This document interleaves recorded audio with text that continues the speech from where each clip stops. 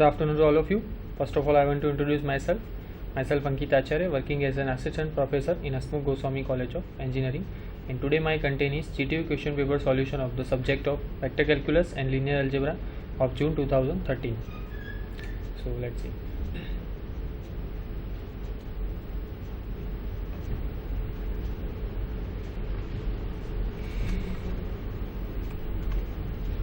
Here is my content GTU paper solution of June 2013.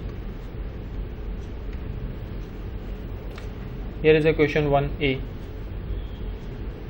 First question: is the matrix 1 0 4 6 0 1 5 7 and 0 0 0 1. This matrix is in size of 3 cross 4. So there are 3 number of rows and 4 number of columns. In row echelon form or reduced row echelon form, there is a question. So to check that the given matrix is in row echelon form or reduced row echelon form, first of all you have to understand that what is the meaning of row echelon form or reduced row echelon form. So row echelon form means if there is any matrix, there are total number of 3 conditions. If these 3 conditions are satisfied, then we can say that the given matrix is in row echelon form. The first condition is, if there is any 0 row, it should be the bottom of the matrix, right? If there is any 0 row, it should be the bottom of the matrix. There is the first condition.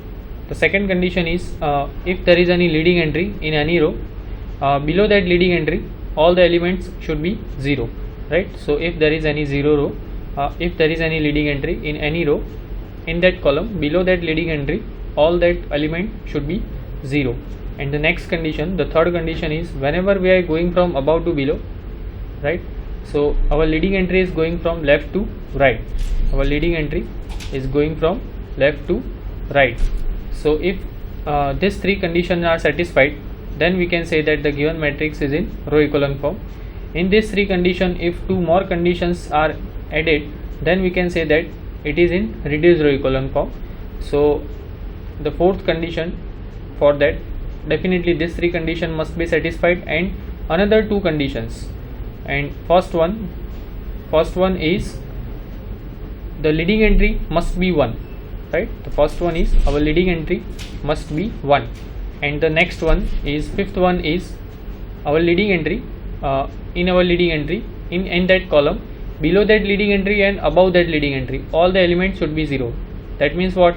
If there is any column, suppose there is a leading entry in that column, except that leading entry or pivot, sometimes we call pivot, so except that leading entry all the elements should be 0, right?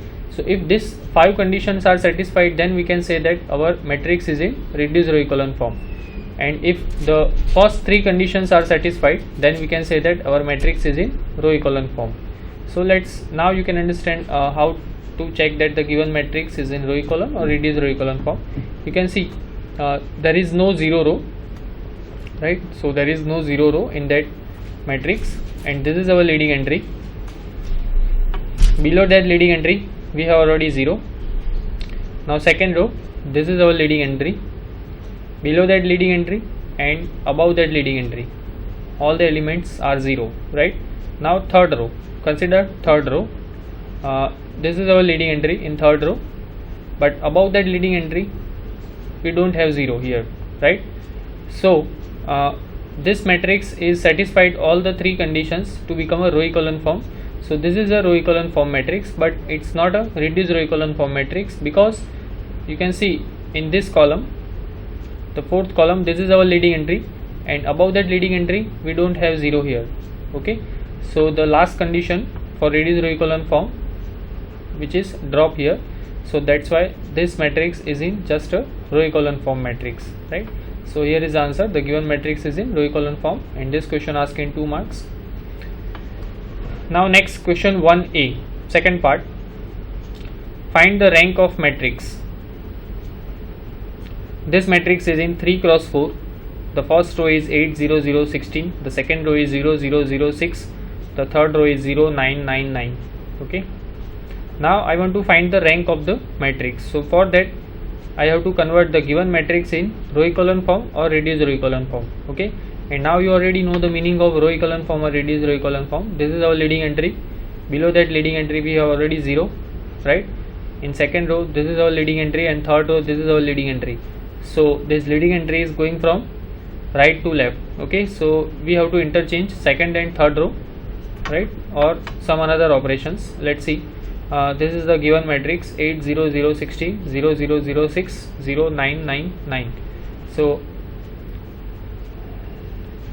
here is the first process.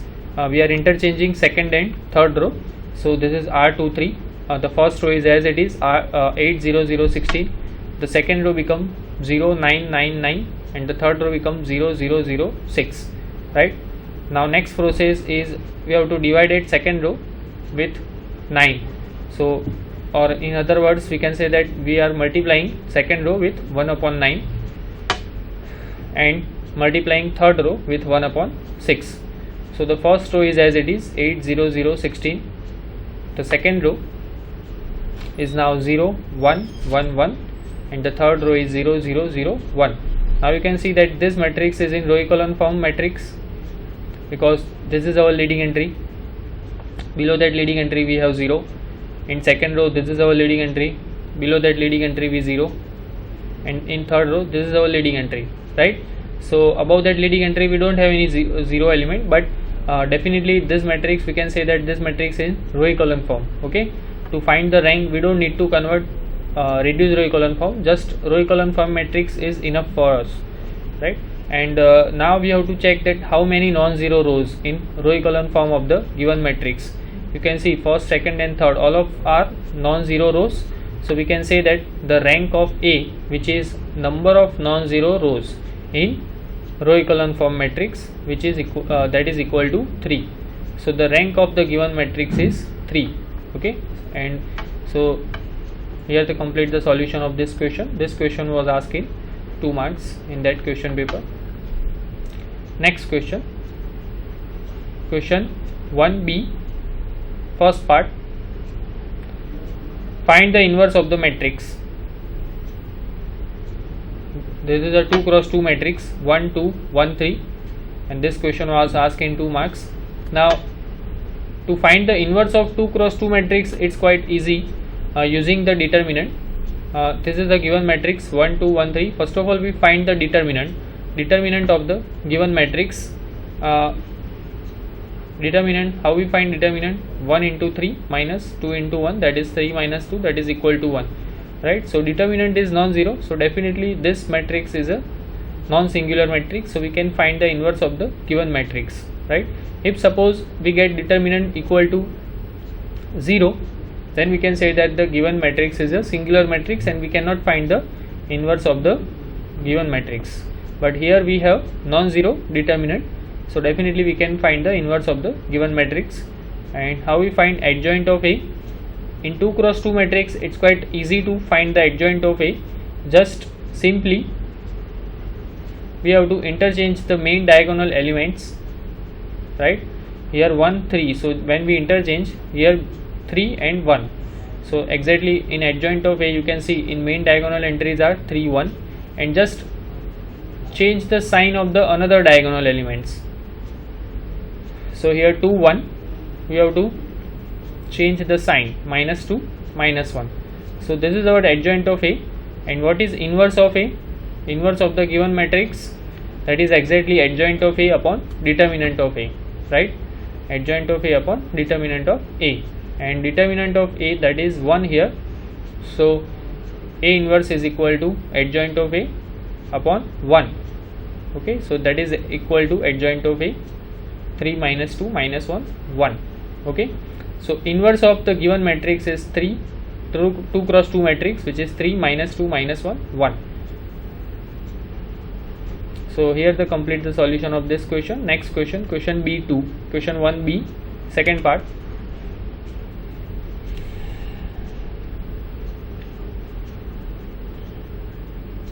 Find the eigenvalues of the given matrix A transpose. Is A is invertible? Now A is equal to 1 3 4 0 0 5 and 0 0 9. Now you can see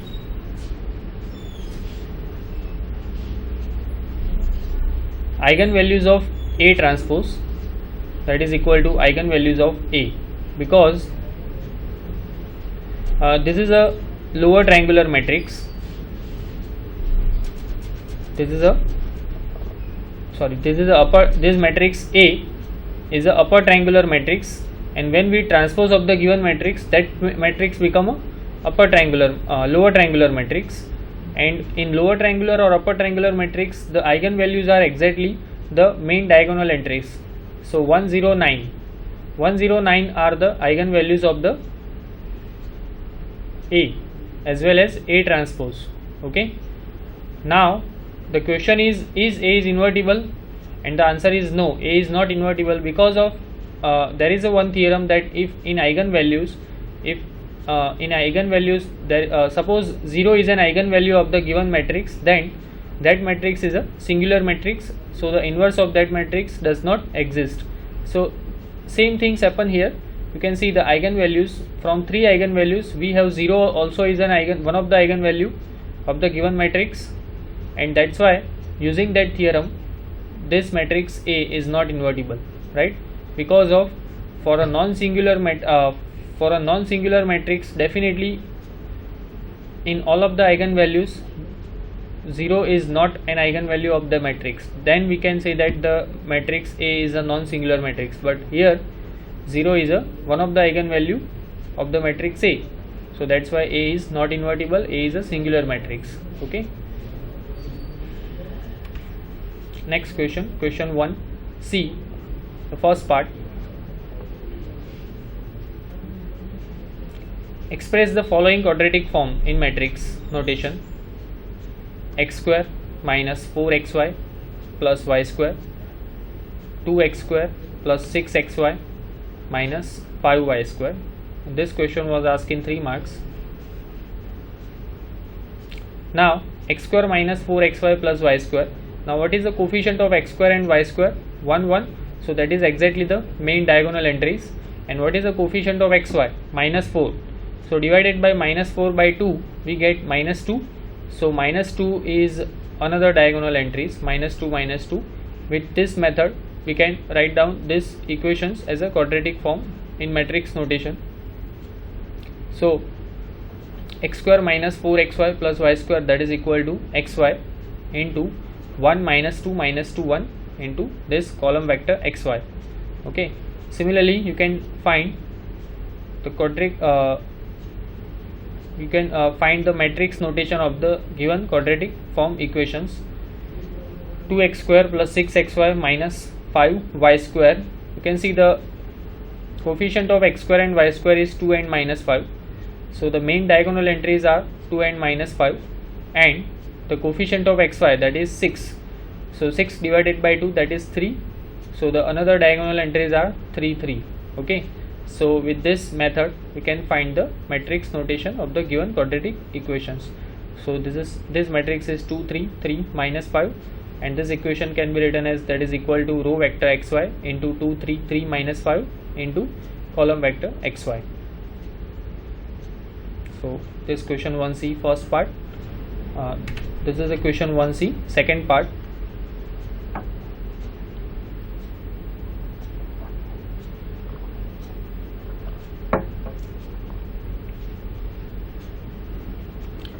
If 5 is equal to 3x square y minus y cube z square, find gradient of 5 at the point 1 minus 2 minus 1.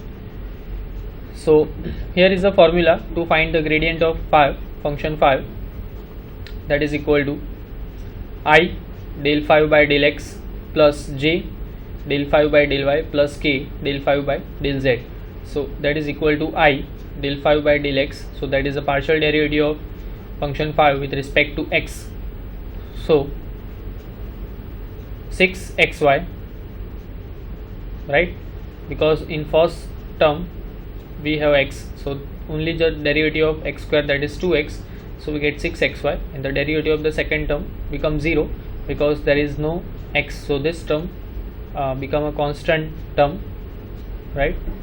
So that's why the derivative of 5 with respect to x is 6xy plus j del 5 by del y, the derivative of 5 with respect to y, that is 3x square minus 3y square z square, right? 3x square minus 3y square z square plus k into del phi by del z, that is in first term there is no z, so this term become constant, and in second term there is a z square, so minus 2, the derivative of z square is 2z, so this whole term become minus 2 y cube z. Okay, so at 1 minus 2 minus 1, now we have to find the gradient of 5 at the point 1 minus 2 minus 1.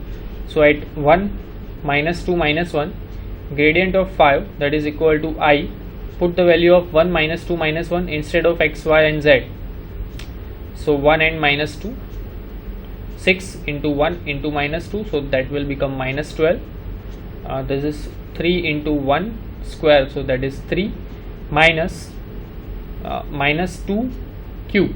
Okay, so 8, and this is minus 1 square, that is 1, right? So so 3 minus 12 plus k into, instead of y we have minus 2, so minus 2 cube, that is minus 8. Okay, minus 8 minus 2, and instead of z minus 1, so minus 8 minus 2 and minus 1, that will become minus 16. So the gradient of the function 5 at point 1 minus 2 minus 1, that will become 12i minus 9j minus 16k. Okay, and this question asked in 3 marks. Next question 2a, first part, find the length of the arc of the curve y is equal to log sec x from x is equal to 0 to x is equal to pi by 3. So here y is equal to log sec x, so first of all we have to find dy by dx, that is the derivative of log x, we know that 1 upon x, so using that formula 1 upon sec x, and the derivative of sec x, that is sec x into tan x, so that is equal to tan x. Okay, and next we find under root 1 plus dy by dx whole square, because the length of the arc, basically we have to find the length of the arc, and there is a formula for the length of the arc, and that